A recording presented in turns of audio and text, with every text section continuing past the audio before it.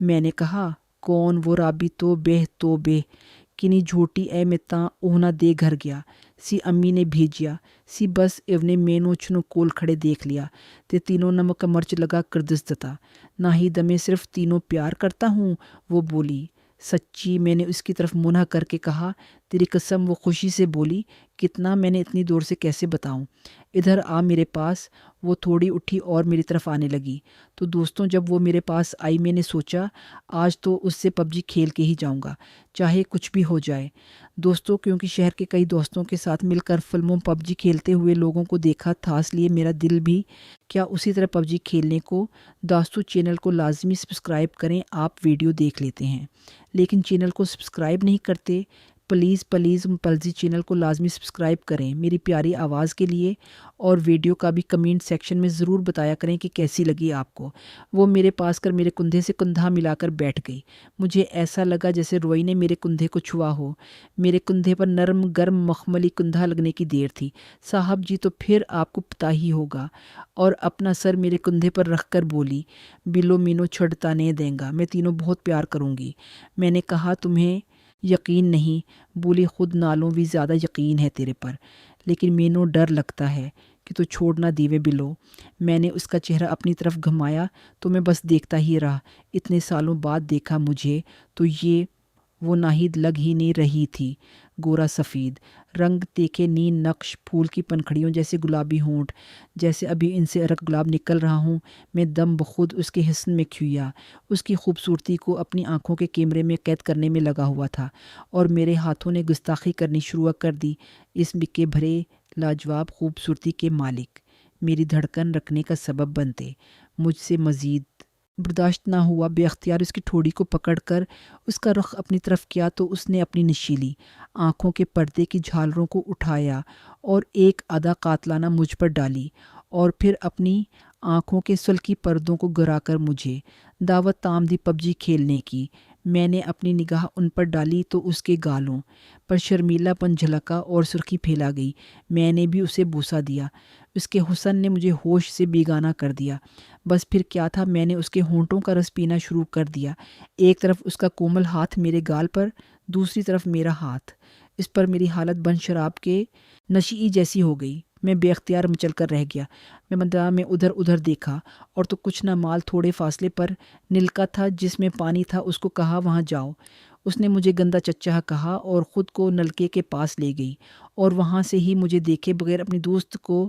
آواز دے کر بالیا اور گھر چلی گئی۔ ہم بھی کچھ دیر بعد واپس گھر آ گئی اور بیٹھک میں گھس کر سو گئی میں اور فجا جب پب جی کھیلنے کا مزہ لے کر بیٹھک میں آ کر لیٹ گئی اور میں نے کچھ دیر سونے کی کوشش کی جس سے فجا کو یقین ہو گیا کہ میں بھی سو گیا ہوں لیکن میرے دماغ میں آج ناہید کے ساتھ پب جی کھیلی اس سے پہلے میں نے صرف چھنو کے ساتھ پب جی کھیلی تھی۔ جیسے ہی چھنو میرے ذہن میں آئی مجھے یہ بھی یاد آیا کہ چھنو کے ساتھ پب جی کھیلنے میں اتنا مزہ نہیں آیا جبکہ ناہید کے ساتھ پب جی کھیلنے میں اچھا لگا تھا۔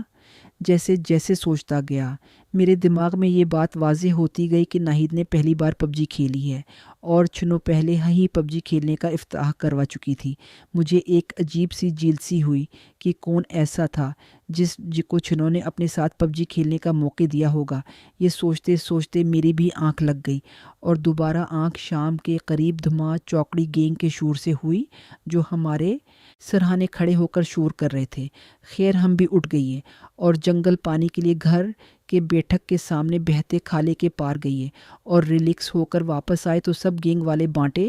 یعنی کہ گولیاں کچھ لوگ بنٹے بھی کہتے ہیں کھیل رہے تھے۔ دوستوں میں اس کا چمپئن تھا قدرتی طور پر مہارت حاصل تھی۔ میں نے ایک بچے سے 10 بنٹے ادھار لیں اور کھیلنے لگ کچھ ہی دیر میں اس کی واپس کر کے اس کو اضافی دے کر کھیل رہا تھا۔ اسی طرح کھیلتے ہوئے میں نے سب سے جیت لیں اور اپنی قمیض کی جیب میں ڈال لیے اور ان بنٹوں کو لے کر گھر آ گیا اور ایک بوری میں ڈال دیں جس پہلے ہی کوئی 2000 کے قریب بنٹے تھے۔ اسی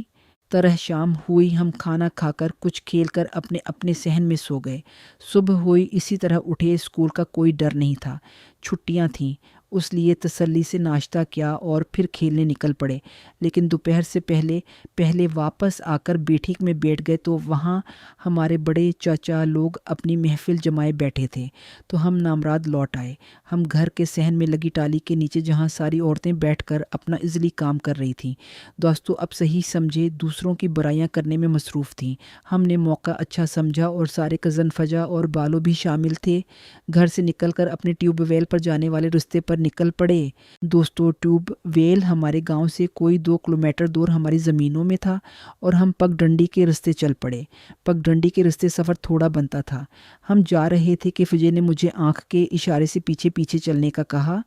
میں بھی کچھ نہ سمجھی سے پیچھے ہو گیا اور اس کے ساتھ چلنے لگا، تو اس نے آہستہ سے کہا کہ ادھر جو بیری آتی ہے وہاں چلتے ہیں، کوئی شکار مل جائے گا۔ مجھے شکار کی سمجھ تو نہ آئی، لیکن فجا یار تھا، اس کی مدد سے تو مجھے پہلی دفعہ بھی پب جی کھیلنے کا موقع ملا تھا، تو اس کی بات کیسے ٹال سکتا تھا۔ بس جیسے ہی کماد کی فصل شروع ہوئی، فجے نے مجھے بازو سے پکڑ کر کماد میں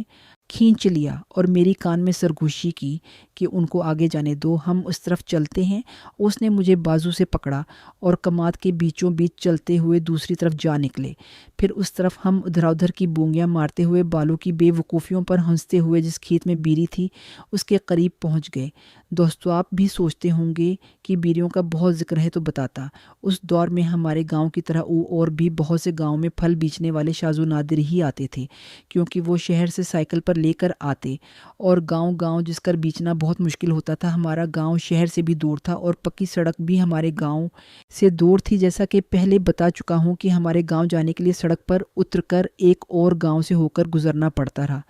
ویسے تو 3 جگہوں سے اتر کر جا سکتے تھے، لیکن زیادہ تر ایک گاؤں جس کا نام حافظ والا تھا وہاں اترتے تھے۔ اس کی آبادی بس کوئی 2 گھروں پر مشتمل تھی۔ خیر بات کہیں اور نکل گئی، ہم اس کے کھیت کے اندر گھس گئے اور فجا آ گئے اور میں اس کے پیچھے۔ اس نے منہ پر انگلی رکھ کر چپ رہنے کا اشارہ کیا اور دبے پاؤں چلنے لگا۔ میں دوپہر کے وقت اور وہ بھی گرمیوں میں ہر کوئی چھاؤں ڈھونڈ کر آرام کے تھا، اس لیے ہر طرف خاموشی ہوتی تھی۔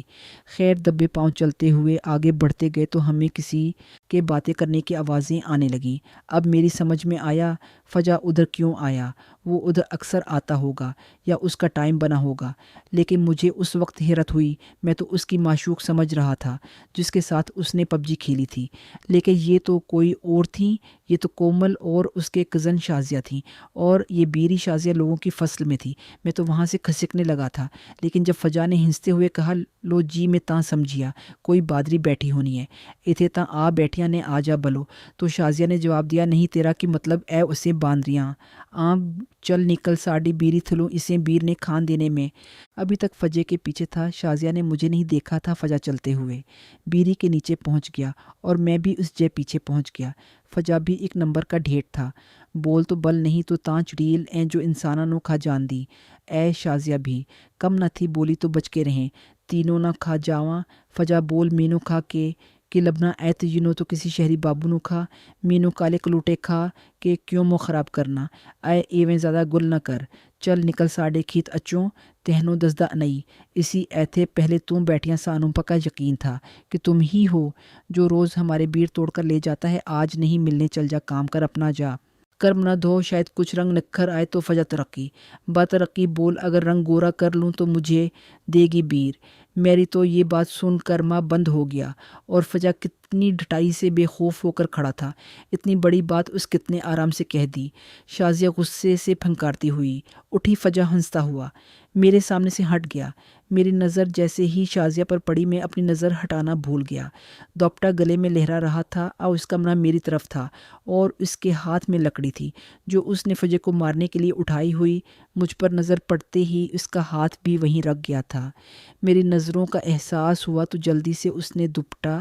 ٹھیک کیا تو مجھے اپنی آنکھوں جی قسمت پر افسوس ہوا کہ اتنا خوبصورت نظارہ اتنے مختصر وقت کے لیے۔ دوستو چینل کو لازمی سبسکرائب کریں، آپ ویڈیو دیکھ لیتے ہیں لیکن چینل کو سبسکرائب نہیں کرتے، پلیز پلزی چینل کو لازمی سبسکرائب کریں میری پیاری آواز کے لیے، اور ویڈیو کا بھی کمنٹ سیکشن میں ضرور بتایا کریں کہ کیسی لگی آپ کو